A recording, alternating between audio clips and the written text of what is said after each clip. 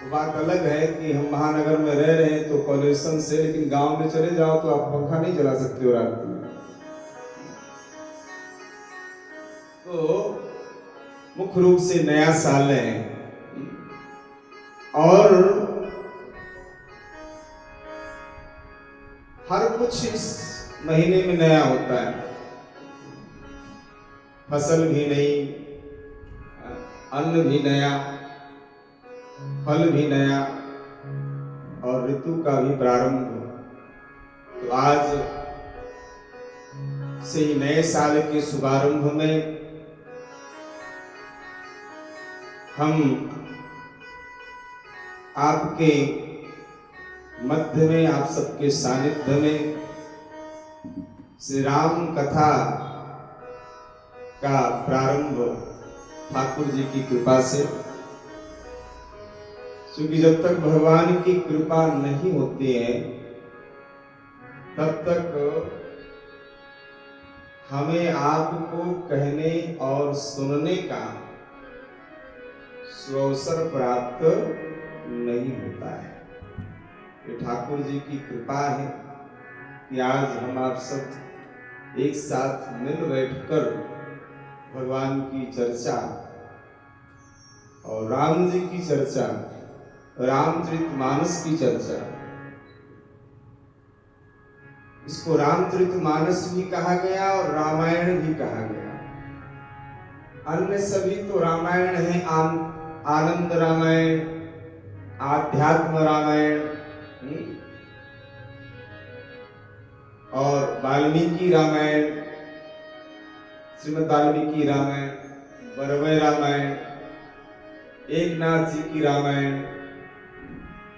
तो और सब तो रामायण कहते हैं। रामायण का मतलब राम जी का आयन, रामस्य अयनम रामायणम, जो राम जी का घर है, राम जी का जो निवास है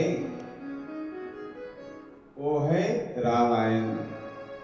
मतलब रामचरितमानस साक्षात ठाकुर जी का स्वरूप है। श्रीमद् भागवत महापुराण भी भगवान का स्वरूप है। तेनेयम वाङ्मय मूर्ति साक्षात वर्तते हरि, जिसमें भगवान साक्षात विराजमान है श्रीमद् भागवत महापुराण में, और रामचरितमानस में भी भगवान साक्षात विराजमान है। भगवान का साक्षात वाङ्मय स्वरूप है। इसलिए नाभादास जी कहते हैं, उदर बनो आरण बालकांड प्रभु पाए अयोध्या, कटिमन मोहे उदर बनो आरण हृदय किस किंगा सोए, सुंदर ग्रीव मुखार विंद लंका कही गायो, जहाँ दशानन आदि निशाचर सकल समायो, मस्तक उत्तर कांड सुचि यही विधि तुलसीदास भन, आदि अंत लो देखिए श्रीमन मानस राम तन। तो बाल कांड से लेकर के उत्तर कांड तक भगवान का ही स्वरूप है। बाल कांड प्रभु पाए, बाल कांड भगवान का चरण है। अयोध्या कटिमन मोहे, अयोध्या कांड भगवान का कमल, उदर बनो आरण्य, अरण्य कांड भगवान का उदर है। हृदय किष्किंधा सोए, किष्किंधा कांड भगवान का हृदय है। सुंदर ग्रीव, सुंदर कांड भगवान की ग्रीवा है, कंठ है। और लंका कांड भगवान का मुखार बिंद है। और मस्तक, उत्तर कांड भगवान का सिर है। आदि अंत देखी श्रीमन मानस राम। तो ये रामचरितमानस भगवान का ही स्वरूप है। इसे रामायण भी कहा गया और इसे श्री रामचरितमानस भी। श्री रामचरित मानस मतलब एक तो मानसरोवर प्राकृतिक रूप से है और एक श्री रामचरित भी, ये भी एक सरोवर है, ये भी मानसरोवर है। उस मानसरोवर में जाना पड़ता है, समय निकालना पड़ता है, अर्थ खर्च करना पड़ता है, पैदल साधन आदि से जाना पड़ता है। लेकिन ये मानसरोवर, रामचरित रूपी मानसरोवर तो जहां देखो वहीं आपको उपलब्ध है। इसके लिए बहुत दूर नहीं जाना है। और उस सरोवर में आप डुबकी लगाएंगे तो हो सकता है कि आप न निकल पाए, लेकिन इस सरोवर में डुबकी लगाएंगे तो उसमें डूब गए तो निकलना मुश्किल है, और इसमें डूब गए तो तर जाएंगे। इसलिए श्री रामचरित मानस भी से कहा गया। मानस का मतलब होता है मन। मन को यदि निर्मल बनाना है, स्वच्छ बनाना है, तो श्री रामचरित मानस का हम आश्रय ले लें। किसका आश्रय ले लें? श्री रामचरित मानस। इसलिए बहुत सुंदर जो है उनकी रचना है। पूज्य ब्रह्मलीन हमारे भारत देश के महान कथाकार पूज्य राजेश्वरानंद जी,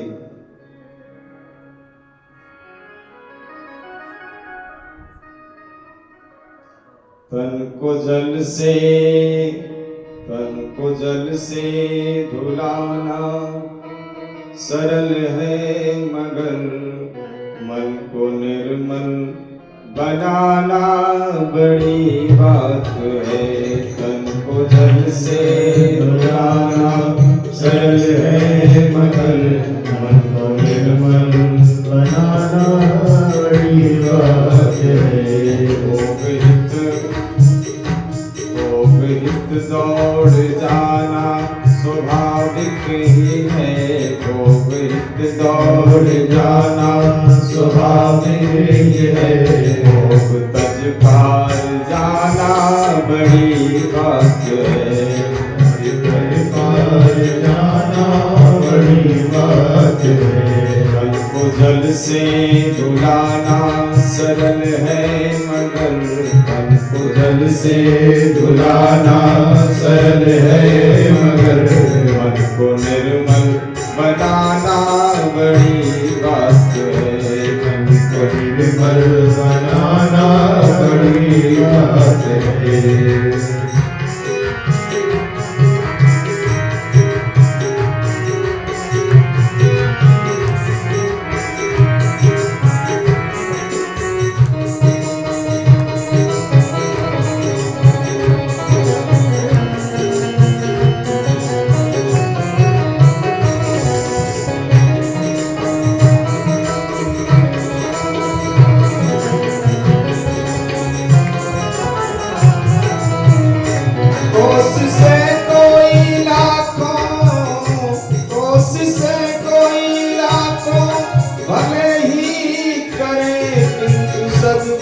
बिना बात बनती नहीं। कोशिशें कोई लाखों करे ही, मगर सद्गुरु बिना बनती नहीं। ग्रंथ पढ़ ज्ञान पा लेना आसान है। ग्रंथ पढ़ ज्ञान पा लेना आसान है। अपना आनंद पाना बड़ी बात है। अपना आनंद पाना बड़ी बात है।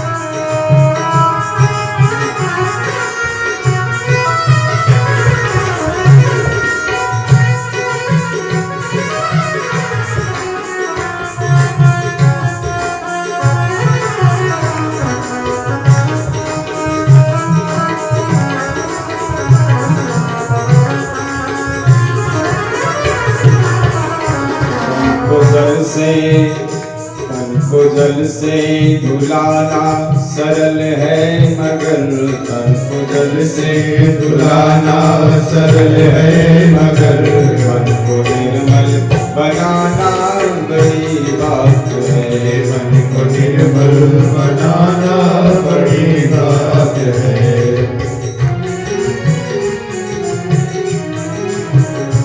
मन के विद्वान विद्या के अभिमान में, मन के विद्वान विद्या के अभिमान में, मन के विद्वान विद्या के अभिमान में, मन के विद्वान विद्या के अभिमान में, मन के विद्वान विद्या के अभिमान में अपना मत तो जलाना असंभव नहीं, अपना मत तो जलाना असंभव नहीं। और संयम सहित धर्म की राह पर, और संयम सहित धर्म की राह पर जिंदगी को चलाना बड़ी बात है। जिंदगी को चलाना बड़ी बात है। को जल से धुलाना सरल है मगर तन को जल से धुलाना सरल है मगर मन को निर्मल बनाना बड़ी बात है। मन को निर्मल बनाना बड़ी बात है। मन को निर्मल बनाना बड़ी बात है। इसलिए हम श्री रामचरितमानस का आश्रय किस लिए लिए? मन को निर्मल बनाने के लिए, मन को स्वच्छ बनाने के लिए। आप मानस का आश्रय ले लें, किसी भी ग्रंथ का आश्रय ले लें। और मैं निवेदन आपके बीच में करूं, इस ग्रंथ में कोई मिलावट नहीं है। कोई मिलावट है जैसा है वैसा ही है। इसलिए इस ग्रंथ का हम आश्रय ले लें, जो हमारे सनातन धर्म के ग्रंथ हैं। और मानस तो महाराज भाषा का ग्रंथ है। इसके पहले जो भी रामायण थी वो तो सब संस्कृत में थे। तुलसीदास जी ने उसको सरल कर दिया। कोई भी रामचरित संस्कृत हर कोई नहीं पढ़ सकता है, पढ़ सकता है बताए, लेकिन रामचरितमानस हर कोई पढ़ सकता है। और कोई चौपाई नहीं तो कम से कम मंगल भवन मंगलहारी तो कहते ही हैं। एक अनपढ़ व्यक्ति भी कहता है, जो पढ़ा लिखा नहीं है वो भी जरूर इस चौपाई को बोल लेता है। क्या और किसी रामायण की पंक्ति हम पढ़ते हैं? क्यों नहीं पढ़ते हैं? क्योंकि वो उतना सरल नहीं है, उतना सहज नहीं है, उतना जनमानस में प्रसिद्ध नहीं। और ये रामचरितमानस जनमानस में प्रसिद्ध है, सुलभ है। इसलिए आप ज्यादा नहीं, कम से कम एक ही दोहा रोज पढ़ें, लेकिन अपने ग्रंथों का स्वाध्याय बहुत आवश्यक है। और आप किसी भी ग्रंथ का आश्रय ले लें और आप रोज पढ़ें तो देखें आपको आपकी समस्या का समाधान उस ग्रंथ के माध्यम से ही हो जाएगा। लेकिन आश्रय लें विश्वास पूर्वक। हम अपने ग्रंथों का आश्रय नहीं लेते। इसलिए श्री रामचरितमानस हमारे आज सबके लिए बहुत ही सरल ग्रंथ है। गोस्वामी बाबा तुलसीदास जी ने, क्योंकि तुलसीदास जी वाल्मीकि के ही अवतार हैं। कलिकुटिल जीव निस्तार हेतु वाल्मीकि तुलसी भयो।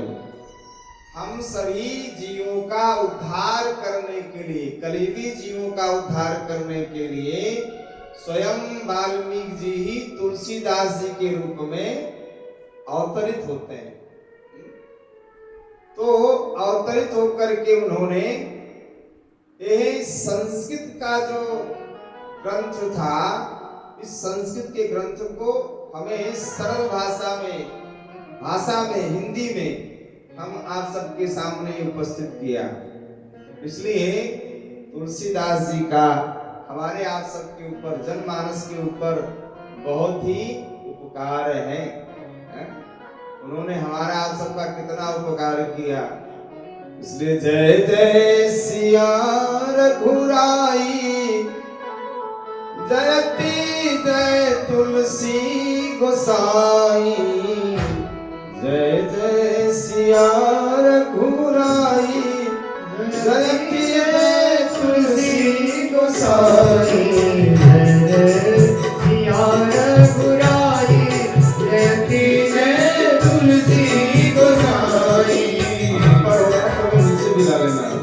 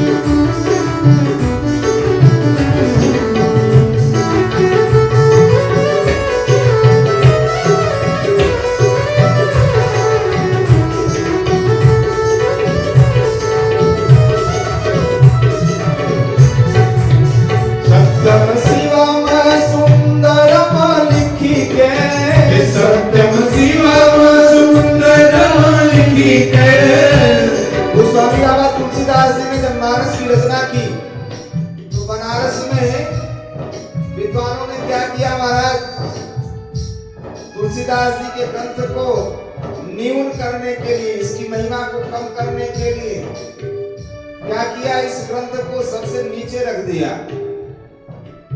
भगवान शंकर के मंदिर में। और अगले दिन जब भगवान शंकर का कपाट दरबार खोला गया तो भगवान शंकर ने महाराज इस ग्रंथ पर क्या लिखा था, सत्यम शिवम सुंदरम।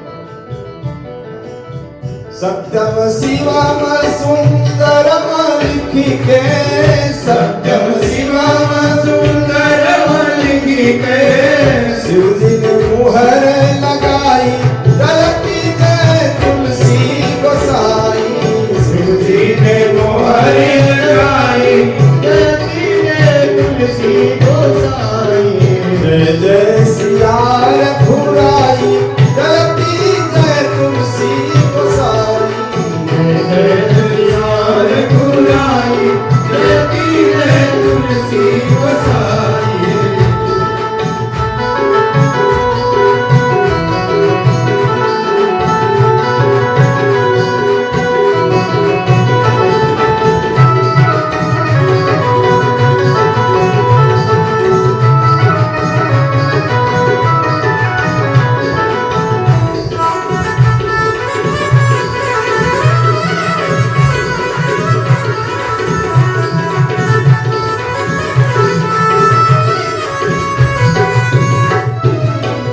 जय श्री राम चरित मानस पर जय श्री राम चरित मानस पर जय श्री राम चरित मानस पर जय श्री राम चरित मानस पर जय मानस मधुराई गलती जय तुलसी गोसाई जय मानस मधुराई गलती जय तुलसी गोसाई जय जय सिया रघुराई गलती जय तुलसी गोसाई जय जय सिया रघुराई गलती जय तुलसी गोसाई जय जय सिया रघुराई गलती जय तुलसी गोसाई जय जय सिया रघुराई गलती जय तुलसी गोसाई जय जय सिया रघुराई गलती जय तुलसी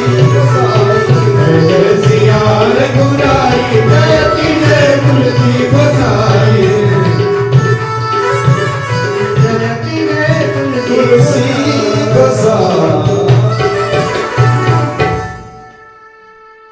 तो बाबा गोस्वामी तुलसीदास जी ने रामचरित मानस का शुभारंभ कैसे करते हैं? मानस का शुभारंभ वंदना से करते हैं, वंदन से करते हैं। वंदन मतलब प्रणाम। मंगलानाम च कर्तारो वंदे वाणी विनायको।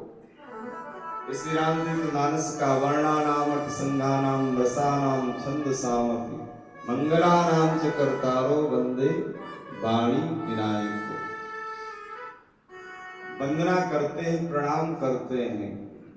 और गोस्वामी बाबा तुलसीदास जी इतना वंदन करते हैं, इतना प्रणाम करते हैं, इतना प्रणाम करते हैं कि विश्व के इतिहास में किसी भी ग्रंथ में किसी भी कवि ने इतना प्रणाम न किया है, भूतो न भविष्यति, न कोई कर सकता है जितना प्रणाम बाबा गोस्वामी तुलसीदास जी अपने ग्रंथ में करते हैं। क्यों प्रणाम करते हैं? क्योंकि हमारी संस्कृति है प्रणाम करने।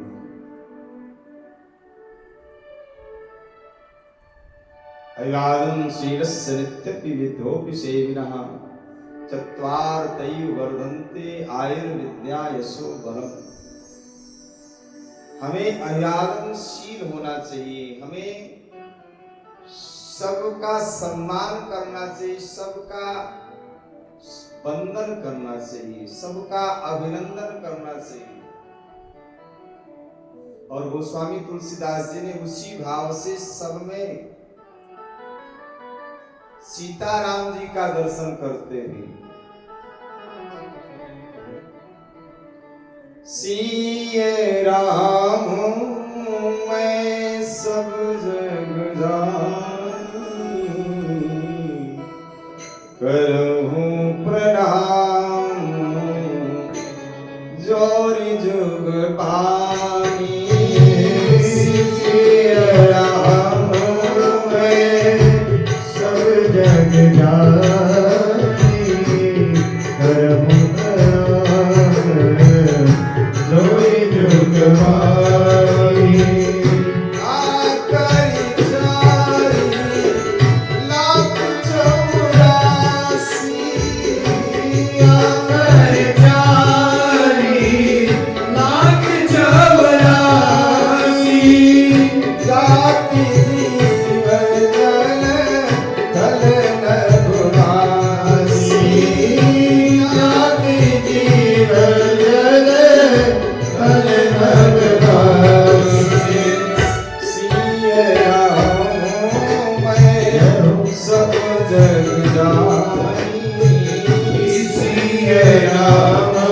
मैं सब जग जानी करो प्रणाम जोर जुग पानी करो प्रणाम जोर युग पानी।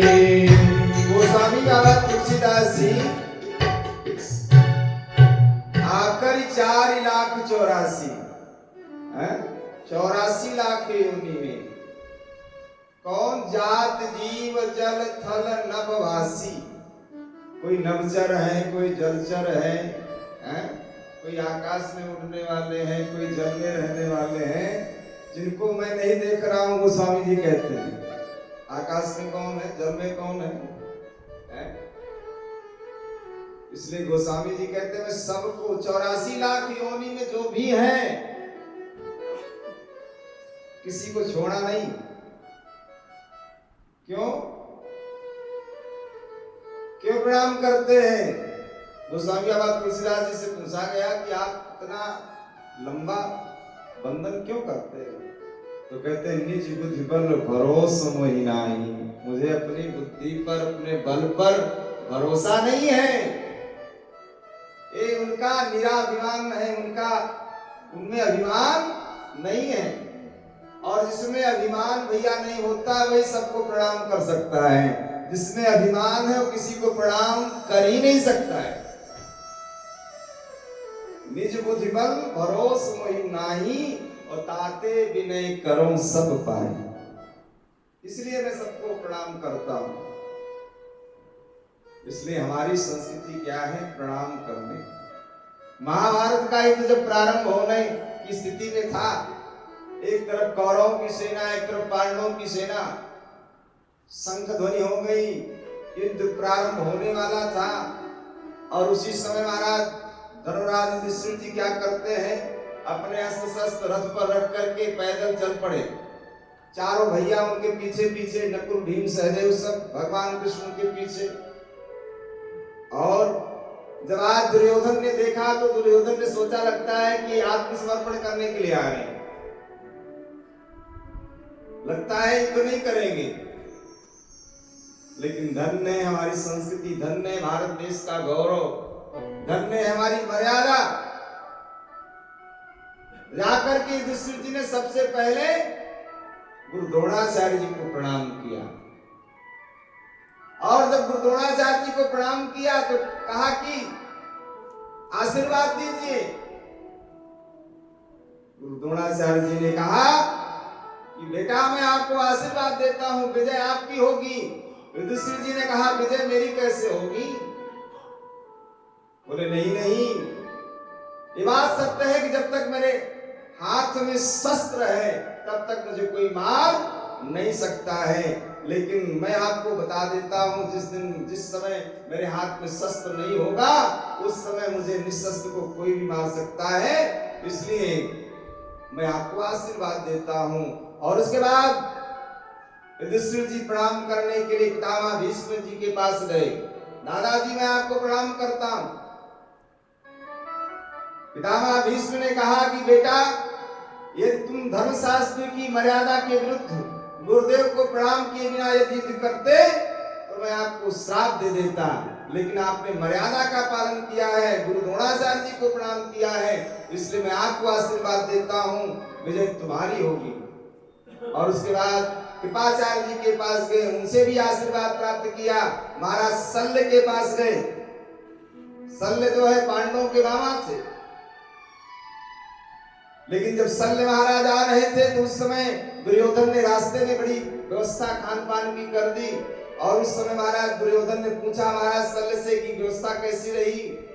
बोले मतलब व्यवस्था आपकी है? दुर्योधन ने कहा नहीं, सब आपका आशीर्वाद है। बोले कोई बात नहीं, मैंने आपका नमक खाया है तो युद्ध तो मैं आपकी तरफ से करूंगा।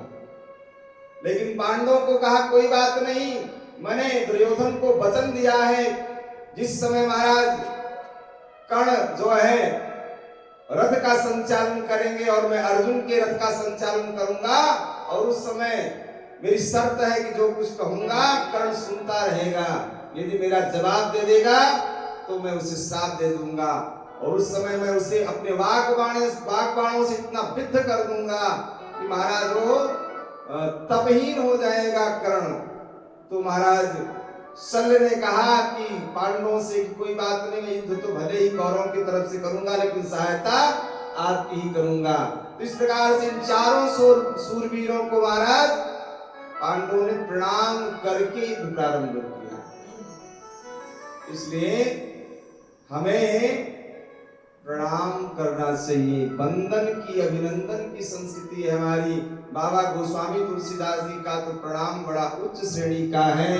वो तो महाराज सब घट मेरा साइया सुनी घटना, वो तो कह रहे हैं कि सी राम मैं सब जग जानी, करम प्रणाम जोर जुग पानी। चाहे कोई किसी भी शरीर में क्यों न हो, दुनिया में चाहे कोई सज्जन हो, चाहे कोई दुर्जन हो, चाहे कोई भक्त हो, चाहे कोई अभक्त हो, चाहे कोई नारी हो, चाहे कोई स्त्री हो, कोई भी क्यों न हो, उन्होंने किसी को छोड़ा नहीं, सबको प्रणाम किया। किस भाव से? भगवत भाव से। और इतना वंदन किया, इतना वंदन किया। वंदन करने के बाद गोस्वामी बाबा तुलसीदास जी फिर राम नाम की वंदना करते हैं। बंदौ नाम राम रघुबर को, हेतु किसान भानु करे को। बंदौ नाम राम रघुबर को, हेतु किसान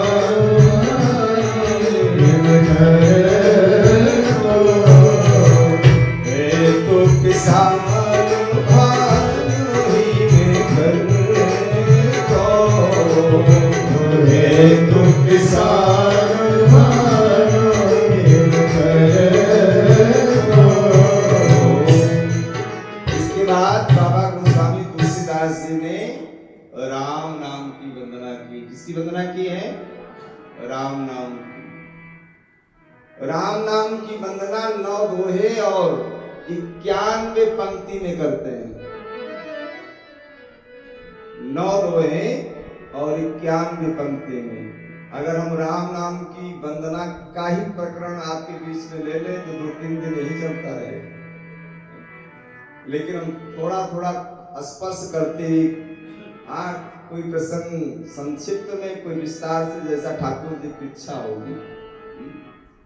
तो वंदना की है राम नाम की वंदना। वंदौ नाम राम रघुबर को। गोस्वामी जी कहते हैं मैं रघुबर के राम नाम की वंदना करता हूं, क्योंकि राम रघुबर के भी हैं, यदुबर के भी राम है और रघुबर के भी राम है।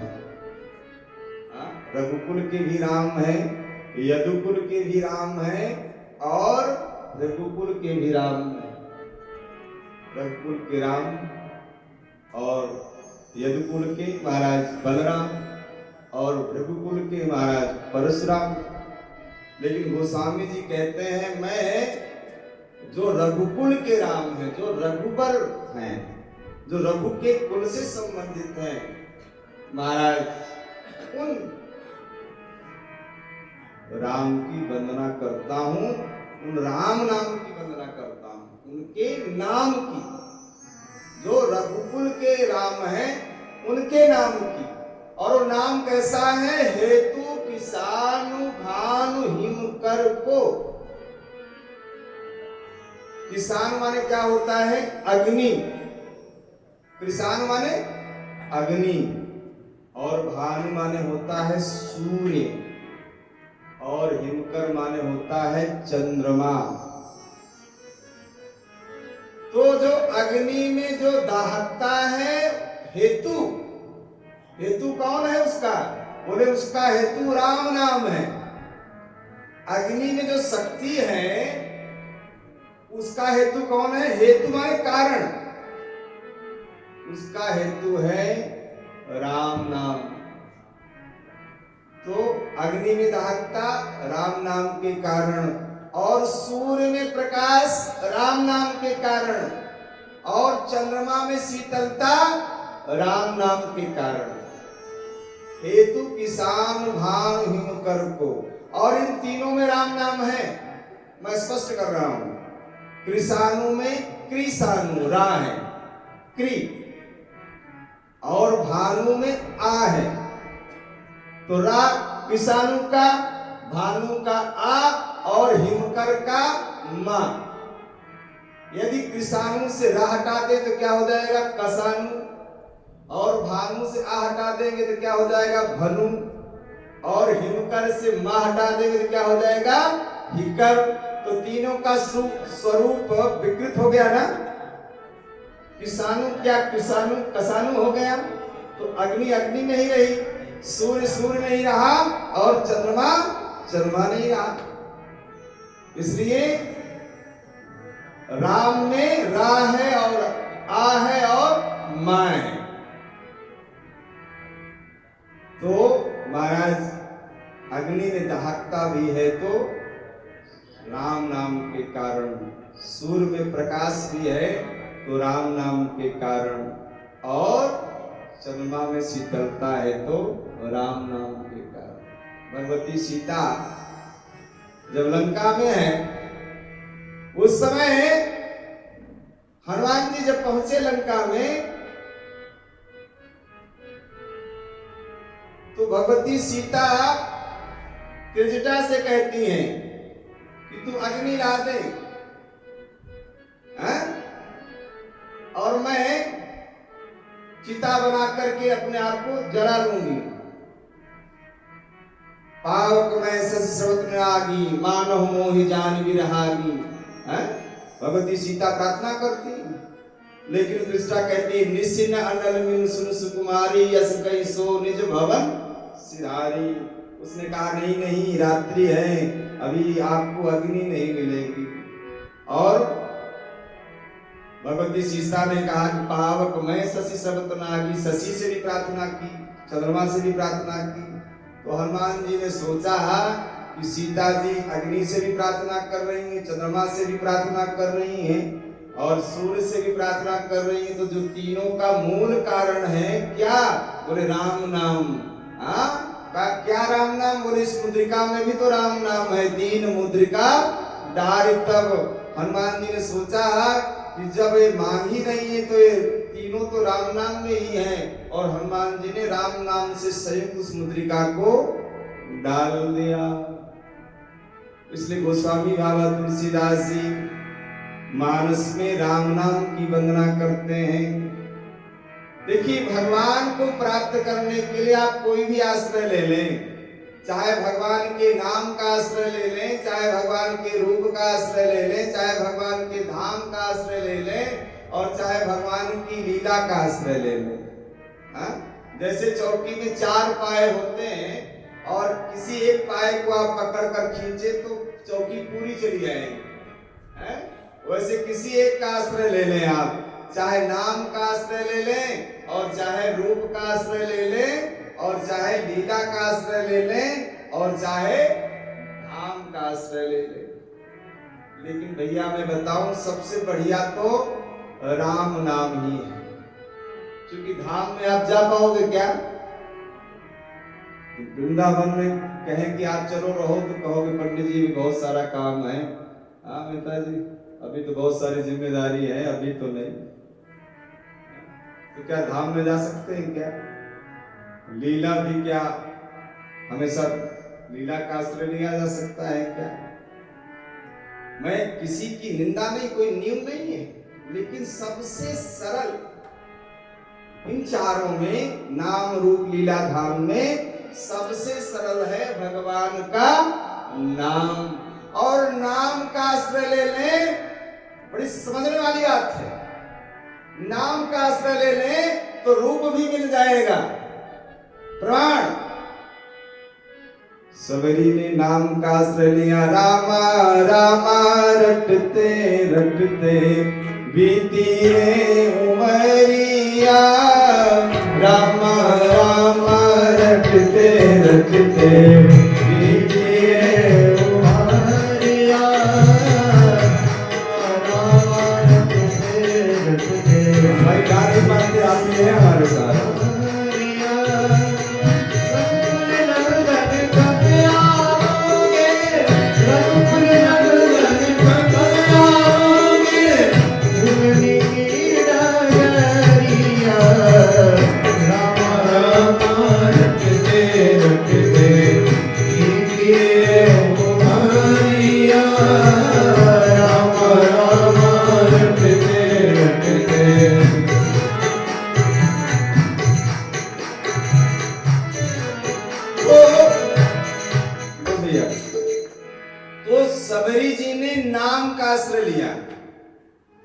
सबरी जी ने, गुरुदेव ने बता दिया था और उसने केवल नाम का आश्रय लिया, और जब नाम का आश्रय लिया तो रूप की भी प्राप्ति हो गई, भगवान के रूप की प्राप्ति हो गई। और जहां भगवान का रूप है वही भगवान की लीला है, वही भगवान का धाम है। अरे जहां भगवान है वही धाम है भाई। भगवान अयोध्या में, भगवान वृंदावन में, तो जहां भगवान वही धाम, और जहां भगवान का धाम वही भगवान की लीला। और सबरी ने नाम का आश्रय लिया और सूर्पनखा ने नाम का आश्रय नहीं लिया। उसे रूप की प्राप्ति तो हुई, रूप का सानिध्य तो मिला, लेकिन क्या उसे भगवान की प्राप्ति हो सकी? रूप उसे मिला, लेकिन महाराज सबरी को भगवान की प्राप्ति नहीं हो पाई, उसे आत्मबोध नहीं हो पाया। क्यों? क्योंकि उस सूर्पनखा ने, सबरी ने नाम का आश्रय लिया और सूर्पनखा ने नाम का आश्रय नहीं लिया, इसलिए सूर्पनखा को आत्मबोध नहीं हो पाया। उसे नाम का, भगवान साक्षात सामने, लेकिन क्या उसे भगवत प्राप्ति हो पाई? इसलिए केवल नाम, वो स्वामी बाबा तुलसीदास जी कहते हैं आप नाम लो, बाकी काम छोड़ दो। जिसका नाम लोगे वो आ ही जाएगा। अरे 100 लोग सोए हों और नाम जिसका लेते हो वही जागता है। जब संसार में ऐसी बात है कि भैया जिसका नाम लेते हो वही आता है, तो क्या भगवान का नाम लेंगे तो भगवान नहीं आएंगे क्या? काहे चक्कर में पड़ते हो? कौन छोटे हैं कौन बड़े हैं, भगवान कैसे हैं, क्या है, आपने देखा है या नहीं देखा है? आप नाम लो बस। सुमरिय नाम रूप बिनु देखे। आपने देखा है नहीं देखा है, आप केवल नाम लो। क्या सबरी जी ने नाम भगवान को देखा था? नाम ले लिया, नाम का आश्रय ले लिया। इसलिए नाम का कितना बड़ा महत्व है। संसार में नाम का बड़ा महत्व है। संसार में आपके नाम का बड़ा महत्व है। कैसे? अरे आपका ही नाम है और उसमें एक स्पेलिंग गड़बड़ हो जाए और आप चाहे करोड़ों जमा किए हैं, लेकिन जब तक वो नाम में स्पेलिंग सही नहीं कराएंगे आपका पैसा आपको मिलने वाला नहीं है, चाहे जितना आप प्रमाण दो। जब तक उसको सही नहीं कराएंगे उस नाम। इसलिए बाबा गोस्वामी तुलसीदास जी कहते हैं, कहूं कहाँ लगी नाम बड़ाई, कहूं कहाँ लगी नाम बड़ाई, राम न सकहि नाम गाई, राम न सकहि नाम गुण गाई, राम न सकहि नाम गुण गाई। इसलिए गोस्वामी जी इस प्रसंग का संहार करते हुए कह रहे हैं कि हम नाम की कितनी महिमा बताएं, कितनी बड़ाई गाएं। ये नाम की इतनी महिमा है कि जिनका नाम है उन्हीं से पूछा जाए तो भी अपने नाम की महिमा नहीं बता सकते। राम न सकहि नाम गुण गाए। इसलिए मैं निवेदन आपके बीच में करूं भैया कि भगवान का नाम कैसे भी ले, आप किसी भी परिस्थिति में ले, कहीं भी कभी भी। देखिए और सब काम करने के लिए तो आपको नहाना धोना है? भगवान को स्नान कराना है, आरती करना है और पूजा पाठ करना है तो नहाना जरूरी है, स्नान करना है। लेकिन नाम लेने में चाहे आप स्नान किए हैं या नहीं किए हैं, आप चाहे जैसे जिस परिस्थिति में है भगवान का नाम लिया जा सकता है। और मैं निवेदन करूं, कोई जरूरी नहीं कि आप माला लेकर ही बैठे। आप कहीं भी माला लेकर बैठते हैं तो मन उतना नहीं लगता है। मन भटक जाता है, बार बार इधर उधर जाता है, फोन फान आ जाता है, उसमें फिर है?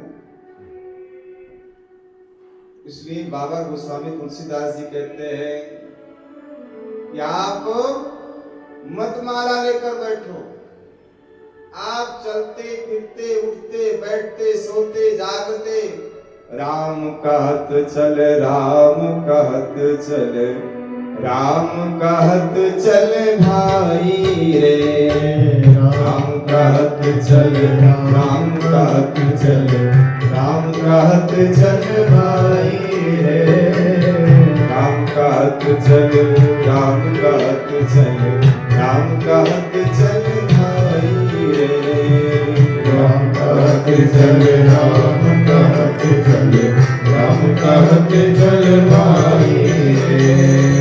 नाहि तो भव गार माँ परी हो, नाहि तो भव गार माँ परी हो, छूटत यति कठिनाई रे, छूटत यति कठिनाई रे। राम कहत चल, राम कहत चल, राम कहत चल भाई रे, राम कहत चल, राम कहत चल, राम कहत चल भाई रे। गोस्वामी जी कहते हैं कि आप राम राम कहते चलो, चलो का मतलब चलते रहो, मतलब कुछ भी करते रहो तो राम कहते रहो, भोजन बनाते समय नाम लेते रहो, झाड़ू लगाते समय नाम लेते रहो, कुछ भी करो। अच्छा, आप नाम लेने लगेंगे तो झाड़ू लगाते समय, भोजन बनाते समय, दुनिया के काम करते समय काम में मन बड़ा लगेगा। कब काम हो गया आपका दुनिया का पता नहीं लगेगा और बढ़िया हो जाएगा। संत दरियाप जी रुई धुनने का काम करते थे और रुई धुनते धुनते नाम जपते थे।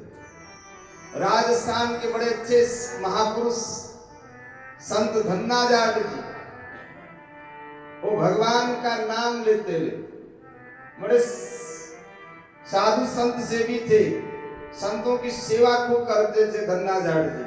राजस्थान जिला टोंक में उनका जन्म हुआ और एक बार पिताजी उनसे बहुत परेशान हुए, बोले धन्ना तू घर का जो भी रुपया पैसा है सब संत सेवा में लगा देता है, घर में कुछ रह नहीं गया, अब तू घर का ख्याल कर, आज के बाद तू ऐसा नहीं करेगा। पिता ने खूब डांट लगाई। एक दिन पिता ने कहा धन्ना से कि जाओ खेत में बीज बोआओ। पैसे दिए, दुकान से बीज ले लेना और ये बैलगाड़ी पर लादना और बोआना। जैसे महाराज निकले बैलगाड़ी लेकर, धन्ना जी संतों की टोली मिल गई। जैसे धन्ना को देखा, सीता राधे श्याम। धन्ना ने पूछा कहाँ जा रहे हो? बोले मैंने सुना कि इसी गांव में एक धन्ना भगत रहते हैं, बड़े संत सेवी। धन्ना चरणों में गिर गए, महाराज हम ही हैं। अरे आप तो बहुत बढ़िया, आप रास्ते में मिल गए, चलो घर चलते हैं। धन्ना जी ने कहा नहीं नहीं पिताजी बहुत आजकल नाराज हैं, घर नहीं चलना है, चलो आपकी सेवा हम करते हैं। बोले हाँ सेवा तो करनी पड़ेगी, चाहे जैसे हो। हम लोग बड़ी आस लगा कर आए हैं, बहुत दिन से भूखे प्यासे हैं, दाल बाटी चूरमा कुछ व्यवस्था हो जाए। धन्ना ने कहा चलो व्यवस्था करते हैं। जो पैसा दिया था पिताजी ने बीज लाने के लिए, वो पैसा गए किराना स्टोर पे, वहीं से आटा लिया, दाल लिया, चूरमा लिया, सब लिया और महाराज कहा चलिए नदी के किनारे स्नान करो, वहीं बढ़िया लगाओ धुनी और भोजन प्रसाद बना सब पाए। अब धन्ना के पास पैसे तो कुछ थे नहीं। अब उन्होंने क्या किया, वही खेत की मिट्टी बालू ले लिया और बालू डालते और राम राम राम राम नाटक करते कि लोग देखेंगे तो कहेंगे कम से कम बोया था। कोई अगल बगल वाला देखेगा तो गवाही तो देगा कि कहाँ बोए थे। और ऐसे ऐसे बोते मिट्टी। महाराज बाद में हुआ क्या कि जो पड़ोसी लोग थे जिन्होंने पहले बोया था उनके बीज तो नहीं जमे और धन्ना के बीज खूब जम गए। अब सब महाराज देखने लगे, पूरी भीड़ लग गई। अरे क्या हुआ, हम लोगों ने तो पहले 10 दिन पहले बोया था, हमारा तो बीज अंकुरित ही नहीं हुआ और धन्ना का बीज। पिताजी भी आ गए। अरे धन्ना बता तूने क्या किया, तेरा बीज पहले जम गया। धन्ना ने कहा पिताजी बुरा मत मानिएगा, क्षमा कीजिएगा, हमने बीज बोया ही नहीं था, हमने तो बीज बोया था संतों के मुख में। तो हमने तो केवल राम राम कहते हुए केवल बालू डाल दी। महाराज पिताजी भी चरणों में गिर गए और कहा बेटा मैं भी आज से अब केवल राम नाम ही करूंगा। इसे राम जपते रहो, काम करते रहो, वक्त जीवन का यूं ही गुजर जाएगा। राम जपते रहो, काम करते रहो, वक्त जीवन का यूं ही गुजर जाएगा।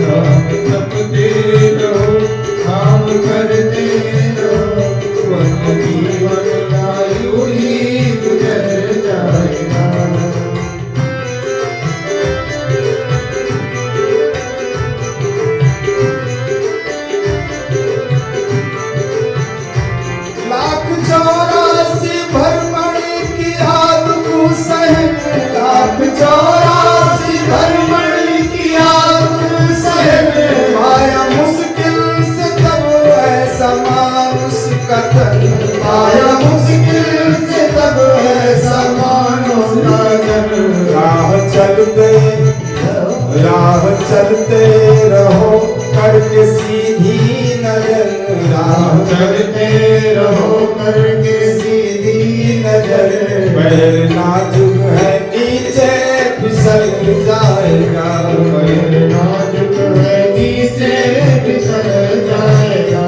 राम जपते रहो, काम करते रहो, राम जपते रहो, काम करते रहो, वक्त जीवन का यूं ही गुजर जाएगा, वक्त जीवन का यूं ही गुजर जाएगा।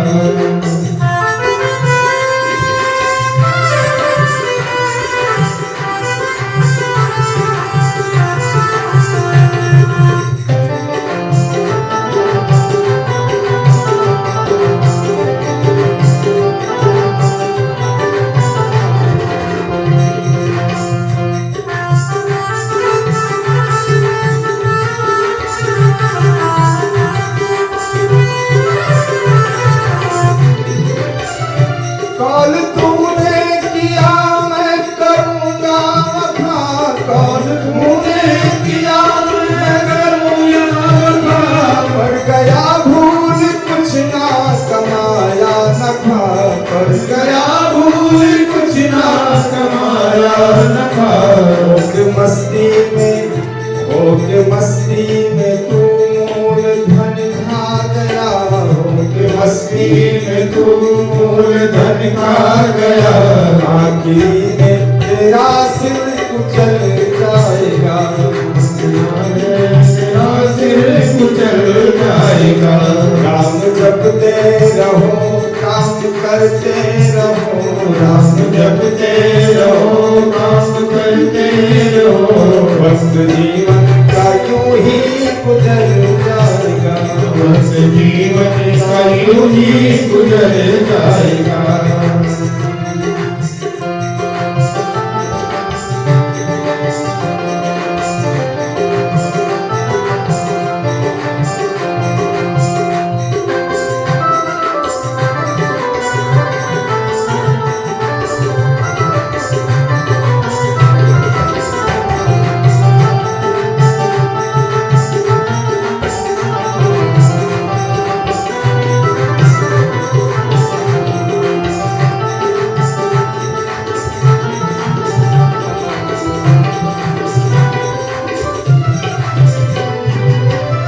कर बीती तजो अब संभालो जरा कर बीती तजो अब संभालो जरा प्रेम गद गद हो आंसू निकालो जरा प्रेम गद गद हो आंसू निकालो जरा हो दया पास हरि का भरो नीर से हो दया पास हरि का भरो नीर से भक्त भरते किसी दिन छलक जाएगा भरते भरते किसी दिन छलक जाएगा राम जपते रहो काम करते रहो राम जपते रहो काम करते रहो वक्त जीवन का यूं ही गुजर जाएगा वक्त जीवन का यूं ही गुजर जाएगा वक्त जीवन का यूं ही गुजर जाएगा। तो आप घर में रहते हैं गृहस्थ जीवन में रहते हैं तो कोई जरूरी नहीं कि आप हर समय माला लेकर बैठ पाएंगे। कोई ऐसे भी संसार में व्यक्ति हैं जिन्हें बहुत व्यस्तता होती है, जिन्हें दिन भर मेहनत करते हैं, इतनी मेहनत हो जाती है कि रात में बस सोते ही नींद आ जाती है। तो बोले जो अपने व्यवसाय में है अपने काम में है तो उस समय ही हम भगवान का नाम लेते हैं। फुर्सत नहीं हमारे पास भगवान का भजन करने के लिए, माला लेकर बैठने के लिए। तो आप अपने दैनिक कार्य करते हुए अपनी दिनचर्या में ही हमेशा भगवान का नाम लेते रहें तो आपका भजन भी हो जाएगा और सांसारिक कार्य भी हो जाएगा। इसलिए उजाला अपने नामों का हमारे पास रहने दो, न जाने कब जिंदगी की शाम हो जाए, कब मृत्यु आ जाए इसका कोई भरोसा नहीं है। इसलिए हम हमेशा भगवान का नाम लेते रहें और जो हमेशा भगवान का नाम लेते रहेंगे तो फिर जहाँ जिसका स्मरण करेंगे जाना भी उसी के पास है। संसार का स्मरण करेंगे तो संसार में आएंगे और भगवान का स्मरण करेंगे तो भगवान के पास जाएंगे। इसलिए बाबा गोस्वामी बाबा तुलसीदास जी श्री रामचरितमानस में नाम की वंदना भी करते हैं और फिर मानस का प्रारंभ भैया मानस में 4 स्थानों पर कथाएं चल रही हैं। मैंने प्रारंभिक उद्बोधन में कहा था ना कि रामचरितमानस क्या है, सरोवर है, मान सरोवर है। इस सरोवर के 4 घाट हैं। एक पूर्व दिशा का घाट है, एक पश्चिम दिशा का घाट है, एक दक्षिण दिशा का घाट है और एक उत्तर दिशा का घाट है। पूर्व दिशा का जो घाट है वो दैन्य का घाट है। उस घाट पर बाबा गोस्वामी बाबा तुलसीदास जी बैठे हैं। दैन्य का, दीनता का घाट, ऐसा दैन्य जो सबको प्रणाम करते हैं।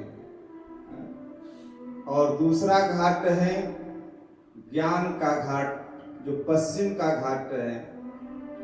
उस पर भगवान शंकर बैठे हैं, जो मैया पार्वती जी को कथा सुनाते हैं। तीसरा घाट जो है उपासना का घाट है। उस घाट पर जो उत्तर दिशा में है, उस घाट पर काकभुसुंडी जी बैठे हैं, जो पक्षी सम्राट गरुड़ जी को कथा सुनाते हैं। चौथा घाट जो दक्षिण दिशा में है, उस घाट पर याज्ञवल्क्य जी बैठे हैं, जो भरद्वाज जी को कथा सुनाते हैं, जो कर्म का घाट है। इस प्रकार से 4 दिशाएं मुख्य रूप से, और 4 दिशाओं में 4 घाट।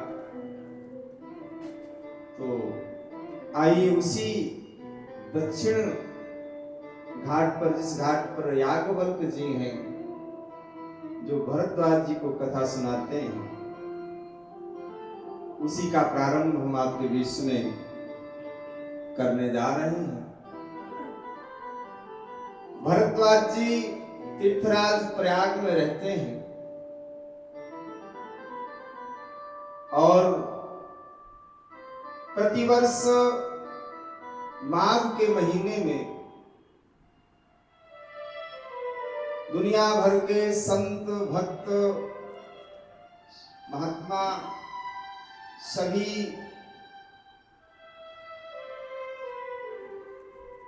आते हैं, और 1 महीने तक वहां रहते हैं, स्नान करते हैं, विभिन्न प्रकार की चर्चाएं होती हैं, ज्ञान भक्ति वैराग्य आदि की चर्चा, वेदों का निरूपण संत भक्त लोग मिलकर करते हैं। प्रतिवर्ष ऐसा ही उत्सव तीर्थराज प्रयाग में होता है। देखिए, तीर्थराज प्रयाग में कुंभ भी लगता है, और भी स्थानों पर कुंभ लगता है, नासिक में, उज्जैन में, हरिद्वार में, और तीर्थराज प्रयाग में। लेकिन अन्य स्थानों पर कुंभ लगने से जितना भक्तों का आगमन होता है, उतना प्रतिवर्ष तीर्थराज प्रयाग में माघ के महीने में होता है। जितना हरिद्वार आदि तीर्थ में कुंभ में भक्तों की भीड़ होती है, उतना प्रतिवर्ष माघ के महीने में तीर्थराज प्रयाग में प्रतिवर्ष होता है। कुंभ अर्ध कुंभ तो बात छोड़िए, प्रतिवर्ष ऐसा माघ के महीने में होता है। एक बार सभी महात्मा लोग स्नान कर लिए, और सब अपने अपने आश्रम को, अपने अपने स्थल को, अपने अपने स्थान को पधारे, सब चले गए। लेकिन याज्ञवल्क्य जी जब जाने लगे, तो भरद्वाज जी ने उन्हें रोक लिया। गोस्वामी बाबा तुलसीदास जी बड़ा सुंदर संकेत,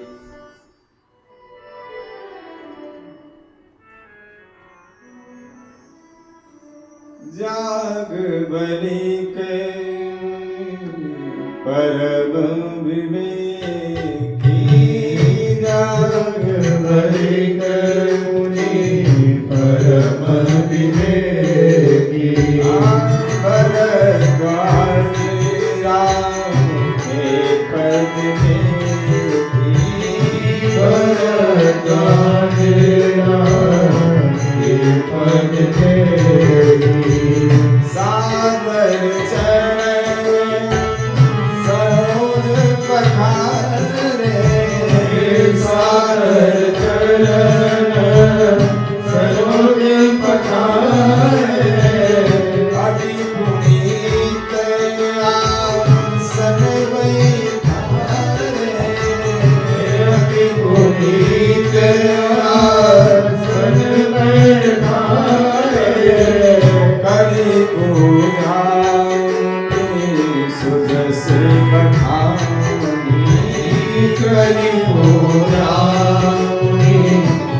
रस मुखारा बोले अति करते दुबारी बोले अति पूरी करते तुम्हारी पुनीत वेदोवास।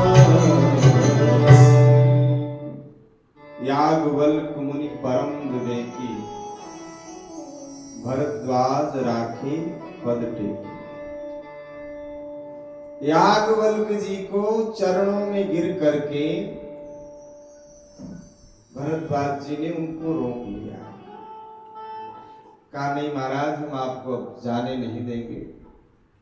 और रोकने के बाद चरण प्रक्षालन किया, चरण धोया और सुंदर पवित्र उत्तम आसन पर बैठाया और कहा कि महाराज, मुझे एक बहुत बड़ा संशय है।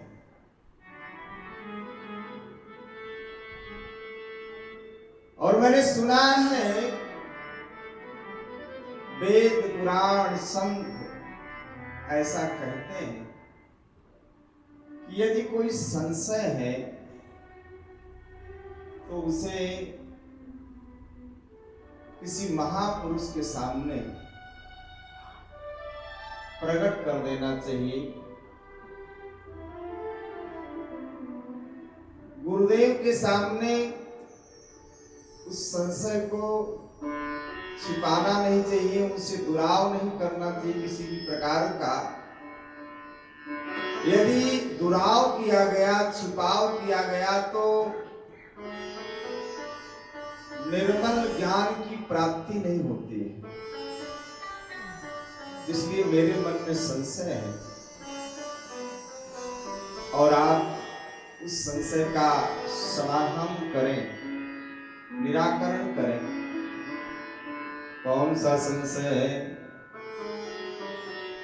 राम कवन पूछो प्रभु तोरी, राम कवन पूछो प्रभु तोरी, कहिए उधारी कृपा निधि मोरी, कहिए उधारी कृपा निधि मोरी।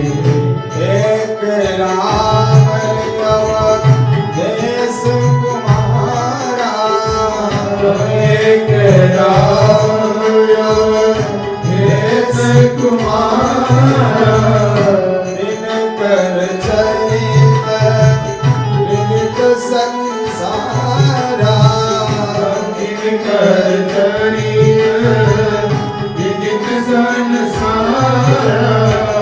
नारी विराट भोले गो अपारा, नारी विराट भोले गो अपारा। भयउरो सेरन रावण मारा, भयवरो शरण रावण मारा, रावण मारा। क्या संशय है? अरे राम कवन पूछो प्रभु तोरी, कहिए बुधाई कृपा निधि मोर। मैं आपसे पूछ रहा हूं राम कौन है और आप कृपा निधि हैं। आप कोप निधि नहीं है कि आप मेरे पर गुस्सा करेंगे। इतना दिन भजन कर रहे हो, प्रयाग में रह रहे हो, इतना भी नहीं मालूम आपको, ये भी नहीं जानते हो। इसलिए जिससे प्रश्न किया गया उसका कितना सम्मान कर रहे हैं। इसे गीता का सूत्र है, तद विद्यम प्रणिपातेन परिप्रश्नेन सेवया। पहले आप उसके प्रणिपात हो, पहले उसका सम्मान करें। जिससे प्रश्न करना है तब उससे कुछ प्रश्न किया जाए, सम्मान पूर्वक ही प्रश्न करना चाहिए।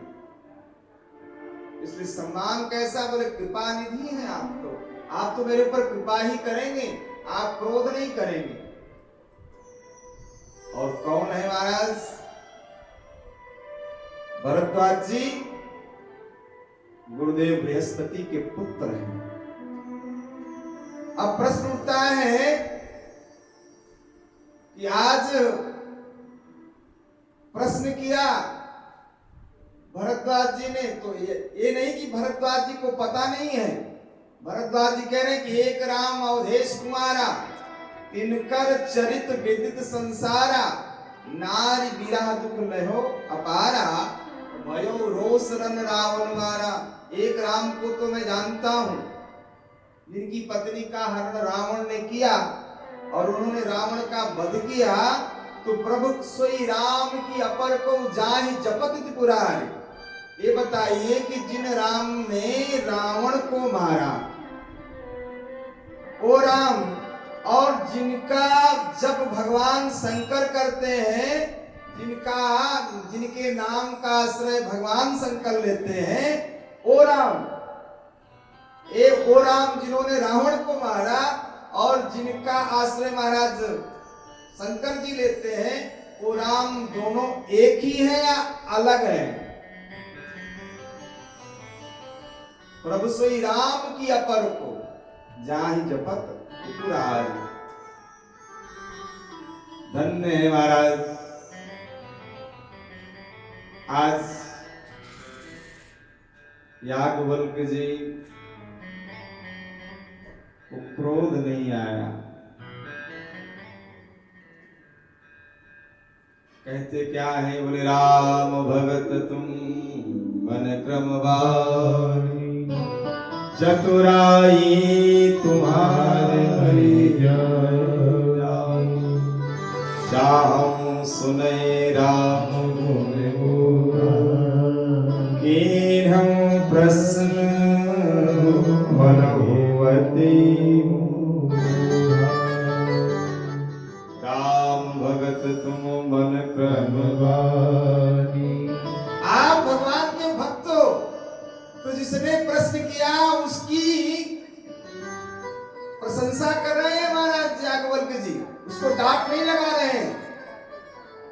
कह रहे हैं आप भगवान के भक्त हो।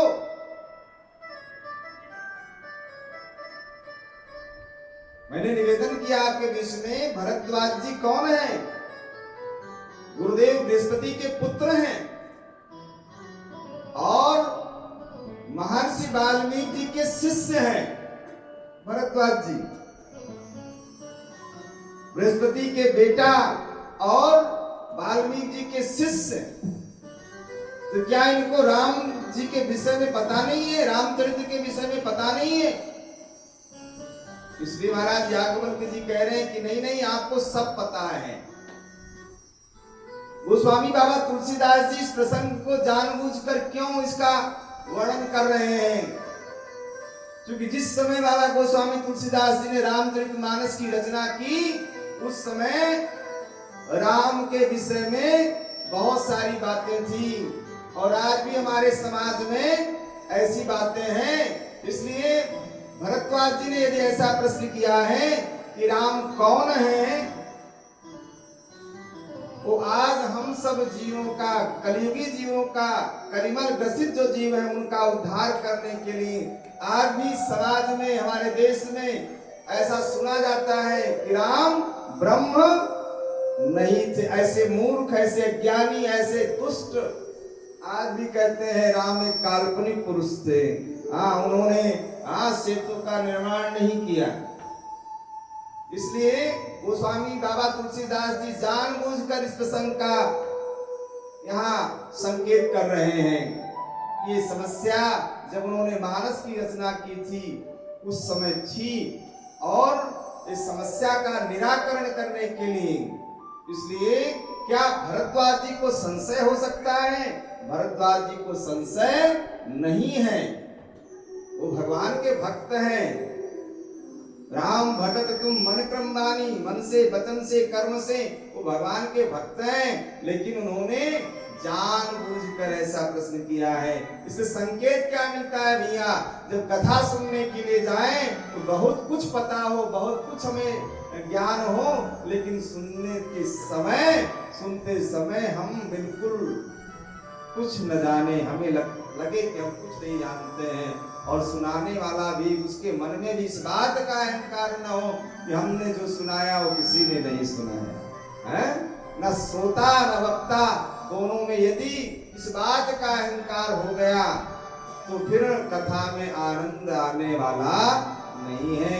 इसलिए महाराज याज्ञवल्क्य जी कह रहे हैं कि आपको संशय है ही नहीं, आपको संशय नहीं, मैं आपकी चतुराई समझ रहा हूं, आप सुनना चाहते हो, बस आप रामचरित सुनना चाहते हो, इसलिए आपने जानबूझकर ऐसा ही प्रश्न किया है। और जैसा आपको संशय है, मतलब है नहीं, ऐसे संशय कीने भवानी, ऐसे संशय कीने भवानी, महादेव तब कहा महादेव तब कहा बखानी। मतलब आपको जैसा संशय है ऐसा ही संशय। तात्पर्य क्या है, ये सब संशय नहीं है, संशय का केवल नाटक किया गया है। और ऐसे ही संशय महाराज एक बार भवानी ने किया, तब महादेव ने, महादेव तब कहा, क्या हुआ, बोले एक बार भगवान शंकर कैलाश पर्वत से नीचे उतरे, किस लिए, कथा सुनने के लिए। भगवान शंकर मानो कहना चाहते हैं कि जब भगवान ऊपर से नीचे आते हैं, भगवान का अवतार होता है, तो हमें भी तो कथा सुनने के लिए नीचे उतरना ही चाहिए, अपने पद का परित्याग करना ही चाहिए। इसलिए भगवान शंकर जो है कैलाश पर्वत से आए, कहां पर, दंडकारण्य में, महाराज कुंभज जी के आश्रम में, अगस्त जी के आश्रम में। गोस्वामी बाबा तुलसीदास जी कह रहे हैं,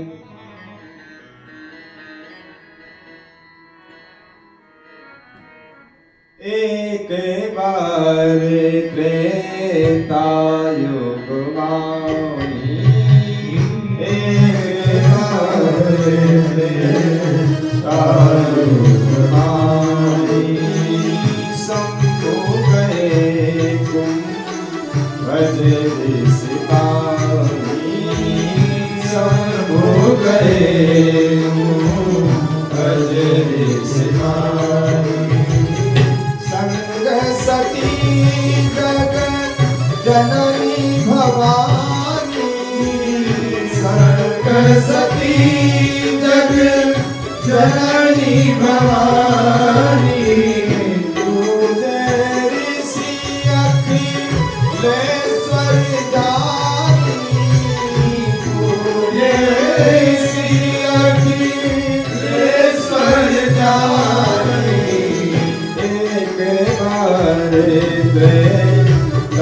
युग एक बार युग मानी, शंभु गए बजरे सिपाही, शंभु गए बजरे सिपाही। एक बार त्रेता युग में, त्रेता में भगवान के 3 अवतार हुए हैं।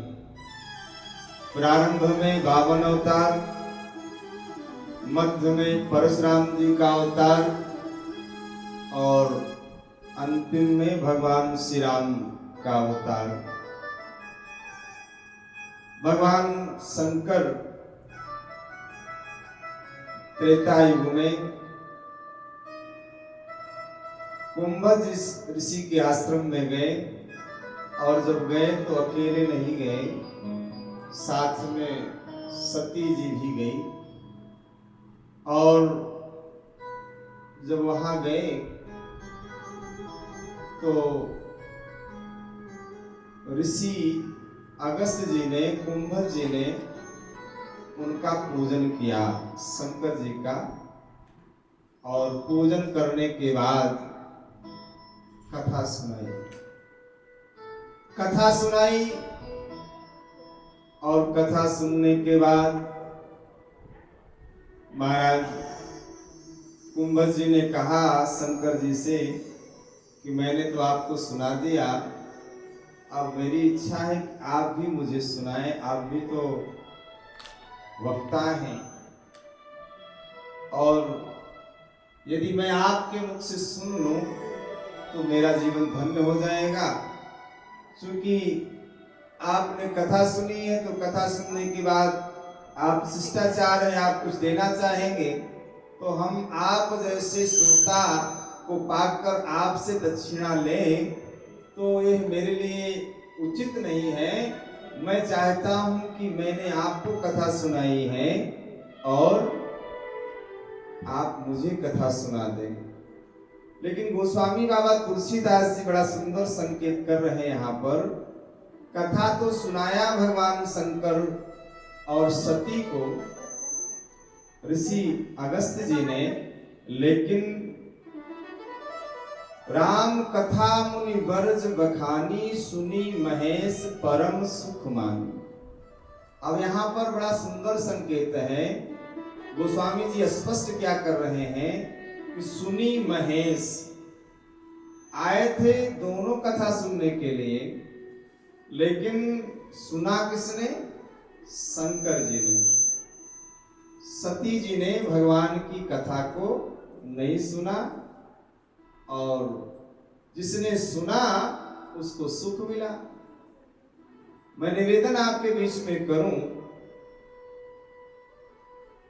कथा में आकर के कथा न सुनना ये भी एक प्रकार का अपराध ही है। आप क्षमा करेंगे हमें। इसलिए सती जी से अपराध हो गया। ध्यान से सुनिएगा, सती जी से अपराध हुआ। अपराध क्या हुआ? उन्होंने समझ लिया कि एक ऐसे वक्ता हैं जो श्रोता का पूजन कर रहे हैं। जब शंकर जी आए तो पूजे ऋषि अखिलेश्वर जानी। ऋषि अगस्त जी ने सोचा कि अखिलेश्वर है, कथा के जनक हैं, शंकर जी हैं, तो इनका पूजन करना चाहिए। तो वक्ता ने तो शंकर जी को शंकर जी मान करके पूजन किया, श्रोता मान करके पूजन नहीं किया। अब शंकर जी ने सोचा कि चलो ठीक है, हमारा पूजन कर रहे हैं, वक्ता हैं, लेकिन इनमें किसी भी प्रकार का वक्ता होने का अभिमान नहीं है, इनमें अभिमान नहीं, इसलिए हमारा पूजन कर रहे हैं। तो शंकर जी तो इस भाव को इस तरह से लिया, इस कार्य को। लेकिन सती मैया ने सोच लिया कि कैसे वक्ता है जो श्रोता का ही पूजन कर रहे हैं और उन्होंने कथा को सुना नहीं। ये भगवती के द्वारा, सती जी के द्वारा ये अपराध हो गया। और हुआ क्या? शंकर जी कथा सुने और सुनाए भी। ध्यान से सुनिएगा। कितने दिन तक गोस्वामी जी यहाँ संकेत तो नहीं कर रहे हैं, लेकिन अन्य ग्रंथों में जो संकेत मिलता है, भगवान शंकर 4 महीने तक रहे, पूरा चातुर्मास्य। देवसैनी एकादशी को आए और देव प्रबोधनी एकादशी तक 4 महीने पूरा चातुर्मास्य किया और 4 महीने कथा सुनी शंकर जी ने। और जब चलने लगे तो गोस्वामी बाबा तुलसीदास जी क्या सुंदर संकेत करते हैं। मुनि संग विदा मांगी त्रिपुरारी, मुनि संग विदा मांगी त्रिपुरारी,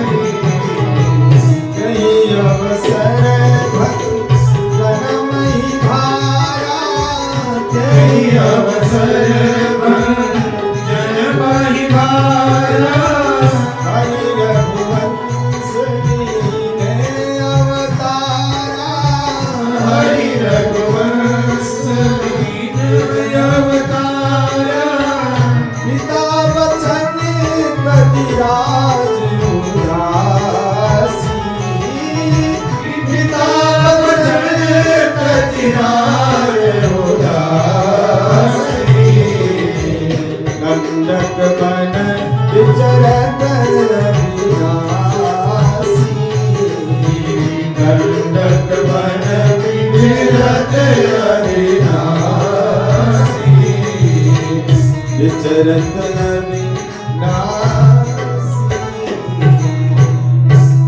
मुनि संग विदा त्रिपुरारी चले भवन संग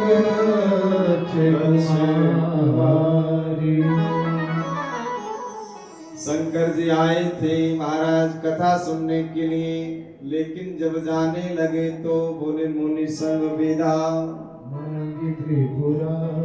अगस्त जी से विदा मांगते हैं। ये हमारा शिष्टाचार है भाई, कहीं आ गए हैं हम तो आना तो चाहिए बिना बताए, लेकिन जाना चाहिए बता करके ही है। आए तो आप बिना बताए, लेकिन आजकल तो बता कर आते हैं कि आज तो संडे है, आज तो आप होंगे है? लेकिन ये तो अतिथि की परिभाषा नहीं है। जो बिना बताए आए वही अतिथि। यस्य चार विदिते तिथि सा अतिथि, जिसके आने की तिथि का ज्ञान न हो। इसलिए शंकर जी जब आए तो बिना बताए आए थे। कोई सूचना नहीं दिए थे अगस्त ऋषि को कि आज आ रहे हैं, आप रहेंगे कि नहीं। आए तो उनका बढ़िया स्वागत सत्कार किया, पूजन किया, और जब जाने लगे तो अगस्त जी से विदा मांगी। आप विदा दें तो हम जाएंगे। अगस्त जी ने उन्हें विदा किया। इसलिए हमारा सदाचार शिष्टाचार होना चाहिए कि हम विदा लेकर के ही जाएं। और जब चले तो मुनि संग विदा मांगी त्रिपुरारी। शंकर जी जब कैलाश पर्वत से चले तो तब क्या परिभाषा कर रहे हैं कि एक बार तेता युग माही शंभु गए। चले तो शंभु, और कथा में जब पहुंचे कथा सुनी तो सुनी महेश, शंभु महेश, और कथा सुनकर चले तो त्रिपुरारी। तीन नामों का यहाँ संकेत कर रहे हैं गोस्वामी जी। और सती जी जब आई तो बोले संग सती जग जननी भवानी। सती जग जननी और भवानी तीन विशेषण देते हैं। जगत जननी है, भवानी है, और संग सती सती है। मतलब एक स्त्री का जो तीन रूप है, तो तीनों रूपों का यह संकेत है। पिता के यहाँ है तो पुत्री के रूप में, पिता के यहाँ पुत्री के रूप में अर्थात सती, और जब विवाह हो गया तो पत्नी के रूप में अर्थात भवानी, और जब संतान की प्राप्ति हो गई तो माँ के रूप में जगत जननी, हमारी आप सबकी माँ है। स्त्री के तीन रूप होते हैं, और यहाँ पर तीन विशेषण गोस्वामी जी ने दिया। लेकिन जब कथा नहीं सुनी तुम्हारा, न जगत जननी, न भवानी, न सती, बोले दक्ष कुमारी। अब बोले नहीं, जगत जननी सती भवानी नहीं जा रही है, एक दक्ष कुमारी जा रही है। मतलब इनमें पिता का संस्कार आ गया। इसलिए निवेदन आपके बीच में करूं, आज जब चले भगवान शंकर तो गोस्वामी जी कहते हैं तेहि अवसर भंजन महिभारा, उसी समय हरि रघुवंश लीन अवतार। भगवान श्री राम भद्र का अवतार हो चुका है, और अवतार में लीला कहां तक हो चुकी है राम जी की। पिता वचन तजि राज उदासी, दंडक वन विचरत अर्थात अगस्त जी से जब कथा सुनी तो यही तक कथा सुनाया अगस्त जी ने। बोले भगवान का अवतार हो चुका है, भगवान की बाल लीला हो चुकी है, भगवान की विवाह लीला हो चुकी है, और भगवान की वन लीला चल रही है। इसी दंड कारण में, अरे यही जहां आप कथा सुन रहे हो, यही राम जी विचरत अविनाशी घूम रहे हैं। अब शंकर जी ने कथा सुनी, और कथा सुनने के बाद सोचा जब यही घूम रहे हैं तो दर्शन हो जाता तो हृदय विचारत जात हर कहीं विधि दर्शन होई गुप्त रूप अवतरो प्रभु जान गए हृदय विचारत जात हर। शंकर जी विचार करते हुए जा रहे हैं क्या कि कहीं विधि दर्शन क्यों बोले गुप्त रूप अवतरो प्रभु भगवान का अवतार गुप्त है तो ठाकुर जी का अवतार गुप्त उन्होंने अपने आप को गुप्त रखा है और मैं कैसे उस गुप्त को प्रकट कैसे करूं क्यों प्रकट कैसे बोले मैं जब जाऊंगा सीधे सीधे भगवान को प्रणाम करूंगा हे रामभद्र आपको प्रणाम हे राघव आपको प्रणाम तो महाराज भगवान ने तो गुप्त रखा है लेकिन साथ में तो सती जी हैं और हम भले किसी से न बताएं लेकिन ये तो दुनिया भर में है इनको तो वरदान नहीं है इसलिए महाराज शंकर जी सोच रहे हैं कि अब मैं दर्शन कैसे करूं इसलिए कोई प्रचार प्रसार कराना हो तो माताओं का माध्यम बहुत बढ़िया है चाहे जो आप प्रचार प्रसार कराओ बुरा मत मानिएगा हाथ जोड़कर क्षमा चाहे ये बताएंगी भी और कहेंगी बहन आपसे बता रही और किसी से नहीं बताया और फिर वो दूसरी मिली आपसे बताया मैंने किसी से नहीं बताया और फिर पूरे मोहल्ले में हो जाए इसलिए महाराज शंकर जी सोच रहे दर्शन कैसे करूं मन कहता है कि ऐसा करोगे तो गड़बड़ हो जाएगा नेत्र कहते नहीं दर्शन करो क्योंकि नेत्र का विषय रूप अब क्या हुआ बोले उसी समय भगवान ने जिधर शंकर जी जा रहे थे भगवान तो जा रहे थे दूसरी दिशा में शंकर जी कैलाश पर्वत पर जा रहे थे और अपने कैलाश पर्वत वाले मार्ग में जब शंकर जी जा रहे हैं उसी मार्ग में राम जी आ गए देख लिया भगवान शंकर ने राम जी को और जब देखा तो राम जी क्या कर रहे हैं बोले हे खगमिग हे मधुकर श्रेणी हे खगमिग हे मधुकर श्रेणी तुम देखी सीतावनिक नैनी तुम देखी सीतावनिक नैनी हे खगमिग हे मधुकर श्रेणी हे खगमिग हे मधुकर श्रेणी तुम देखी सीतावनिक नैनी तुम देखी खगमिग है मधुकर श्रेणी खगमिग है मधुकर श्रेणी तुम देखी सीतावनिक नैनी तुम देखी सीतावनिक नैनी खगमिग है मधुकर श्रेणी खगमिग है मधुकर श्रेणी तुम देखी सीतावनिक नैनी देखी सीतावनिक नैनी। आज भगवान शंकर ने देखा तो भगवान रामभद्र क्या कर रहे हैं रो रहे हैं वृक्षों से पूछ रहे हैं लताओं से पूछ रहे हैं पशु पक्षियों से खगमिग से पूछ रहे हैं आपने मेरी मृगनयनी सीता को देखा भगवान शंकर ने देखा तो शंकर जी महाराज बड़े आनंदित थे वाह कैसी लीला है आप शंकर जी के मुख से निकल पड़ा क्या निकल पड़ा जय सच्चिदानंद जग पावन जय सच्चिदानंद जग पावन अस कहीं चले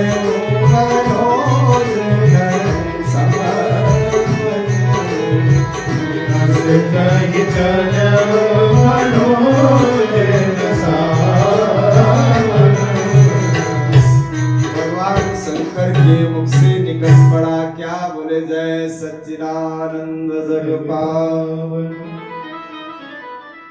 सती जी ने सुना, बोले भाई किसको सच्चिदानंद कहते? ये तो राजकुमार हैं, राजा के बेटे हैं, रो रहे हैं, पशु पक्षियों से वृक्षों से पूछ रहे हैं। इनमें न कहीं सत्य दिखाई पड़ता है, न चिद कहीं ज्ञान दिखाई पड़ता है, न आनंद दिखाई पड़ता है।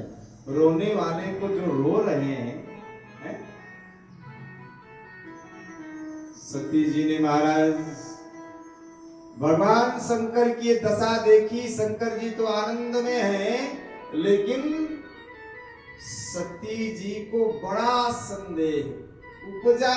ये अति हर्ष, महाराज शंकर जी को तो हर्ष हुआ, लेकिन सती जी को बड़ा संदेह हुआ।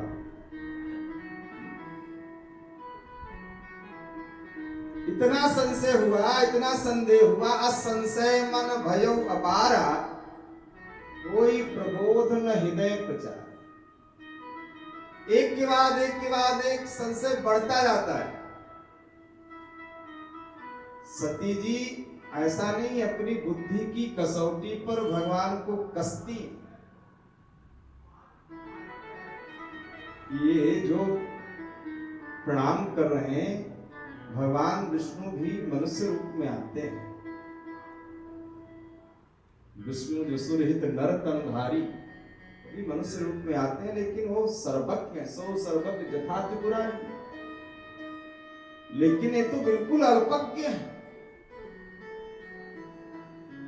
आज सती जी को संशय हुआ भगवान की इस झांकी को देखकर, और इस संशय भी हुआ। किस लिए मैं निवेदन आपके बीच में करूं? कथा नहीं सुनी इसलिए संशय हुआ। ठाकुर जी की लीला बड़ी विचित्र है।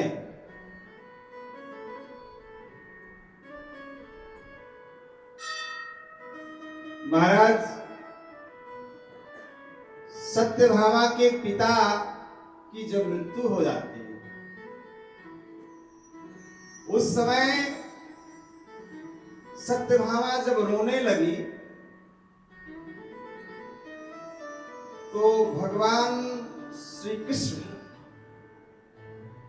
जिन्होंने अर्जुन को गीता का ज्ञान दिया, उपदेश दिया, वो भगवान कृष्ण सत्यभामा को उपदेश नहीं देते। क्यों रोती हो? जातस्य ही ध्रुवो मृत्यु, जो आया है उसकी मृत्यु तो होनी है।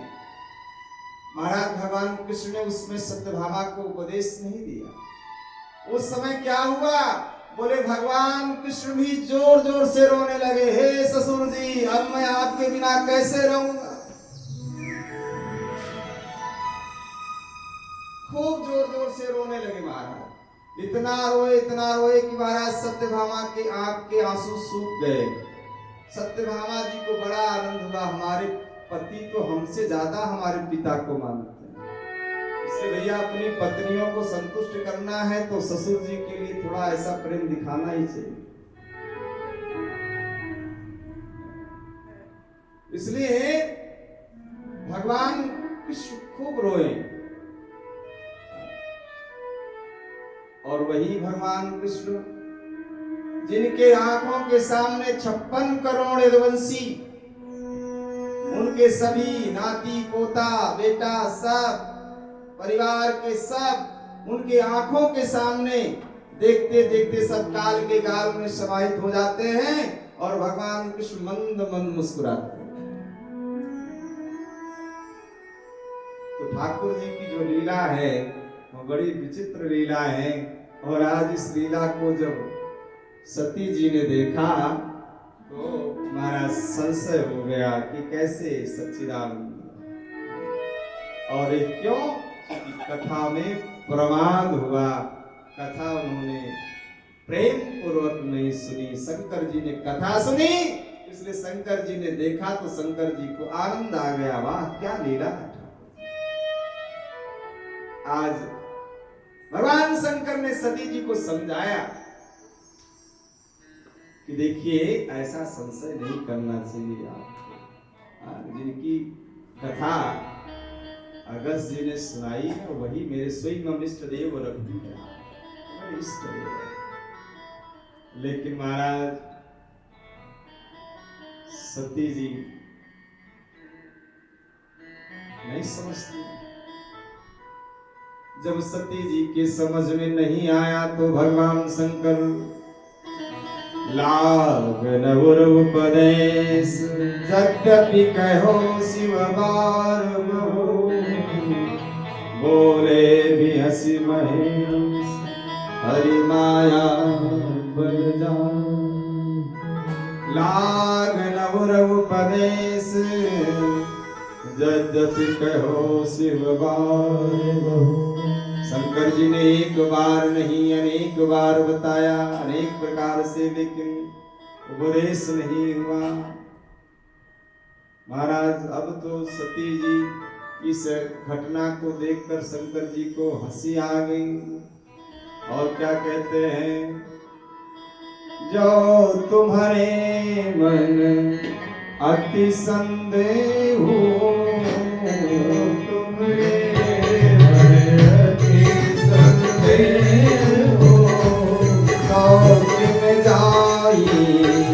परीक्षा ले तो किन जाए परीक्षा हो। जब आपके मन में इतना जो तुम्हारे मन इसी संदेह हो। अब देखिए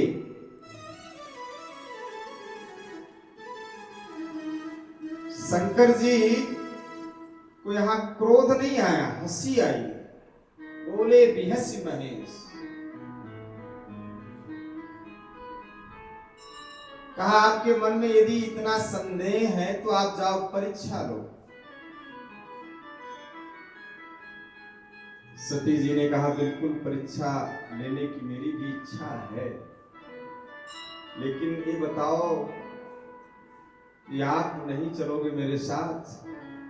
अभी तक तो आप साथ साथ थे, कैलाश पर्वत से अगस्त जी के आश्रम में आए, साथ आए, साथ साथ कथा सुने, साथ साथ चल रहे हो।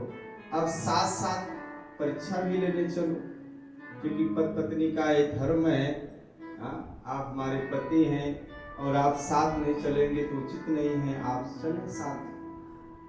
शंकर जी ने कहा बात ठीक है आपकी, लेकिन मान लो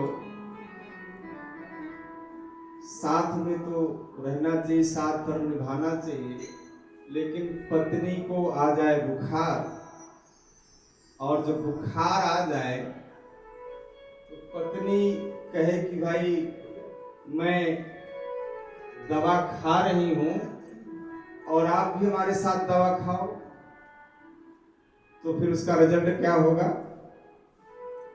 तो बिना बीमारी की बीमारी हो जाएगी। भाई बिना बीमारी के बिना बुखार के दवा खाएंगे तो क्या होगा? तो बीमार आप हैं, जो रोगी है दवा उसको खाना चाहिए, जो रोगी नहीं दवा उसको नहीं खाना चाहिए। संशय आपको है, संदेह आपको है, तो आप परीक्षा लो। बोले आप क्या करोगे? बोले हम तो यहीं बैठे रहेंगे। क्यों?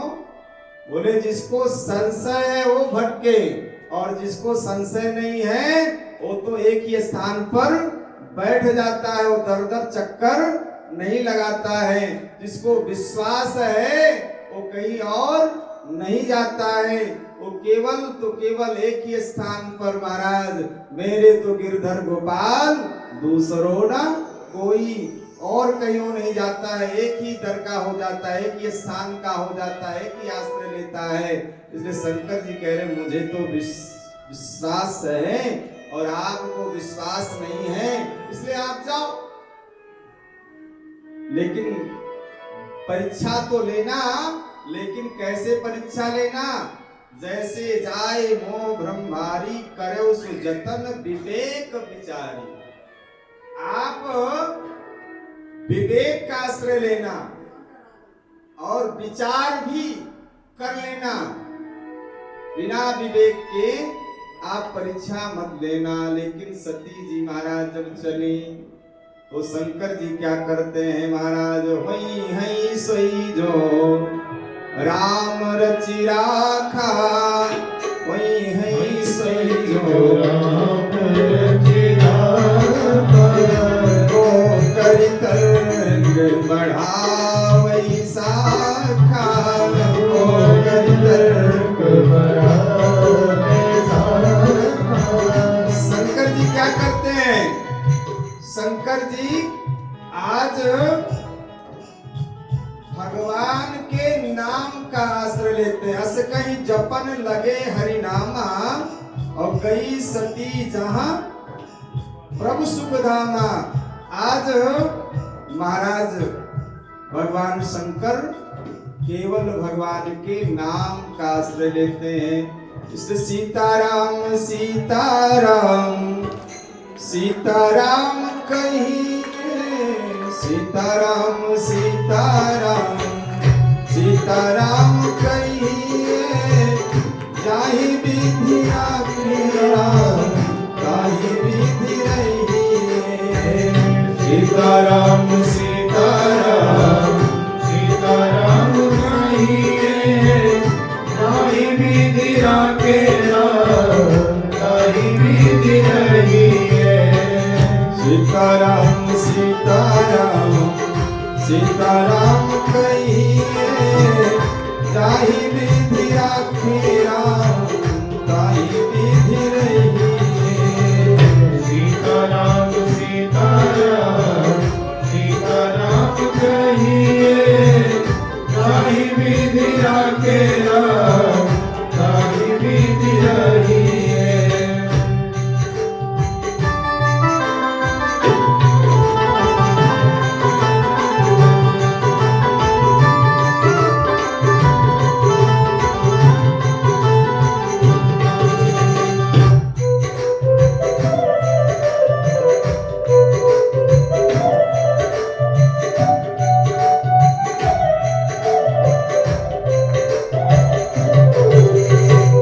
सीताराम सीताराम सीताराम कहिए, ताहि विधि आज्ञा ताहि विधि रहिए।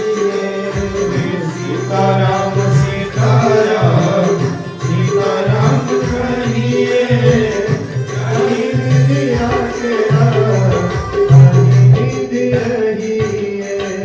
मुख में हो राम नाम, राम से हाथ में, मुख में हो राम नाम, राम से हाथ में। तो अकेला नहीं प्यारे, राम तेरे साथ में।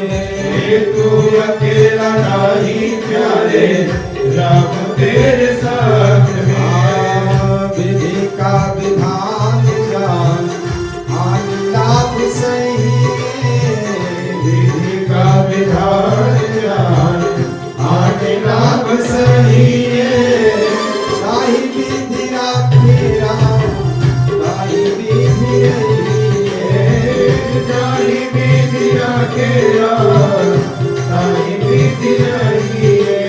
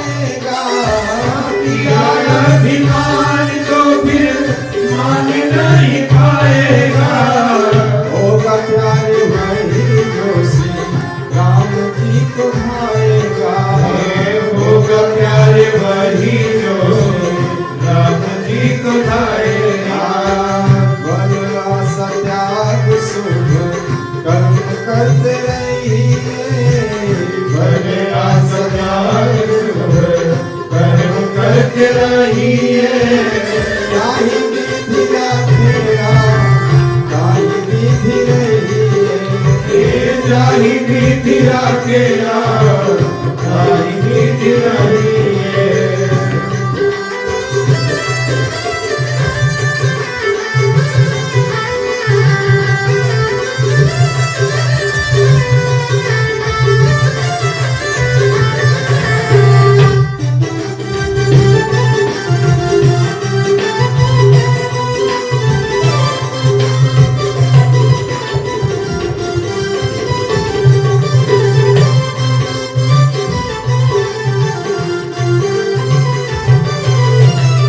जिंदगी की डोर सब हाथ दीनानाथ के, जिंदगी की डोर सब हाथ दीनानाथ के, महलों में राखे जाए झोपड़ी निवास में, महलों में राखे जाए झोपड़ी निवास में। धन्यवाद निर्विवाद, धन्यवाद निर्विवाद, राम राम कहिए ताहि विधि राखे राम, ताहि विधि रहिए। धन्यवाद निर्विवाद, राम राम कहिए ताहि विधि राखे राम, ताहि विधि रहिए।